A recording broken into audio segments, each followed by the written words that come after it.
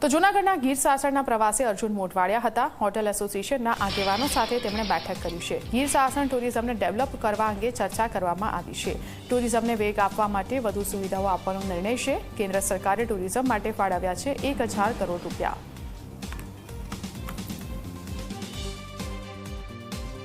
આ sustainable tourism થાય, જેનાથી આપણા વન વિભાગ ઉપર, વન્ય પ્રાણીઓ ઉપર અને ગીરના જે ઇકોસિસ્ટમ છે એને પણ નુકસાન ન પહોંચે. એ માટે અનેક પ્રકારના સૂચનો આવ્યા છે અને એ સૂચનો પ્રમાણે અમે આગળની કાર્યવાહી કરીશું.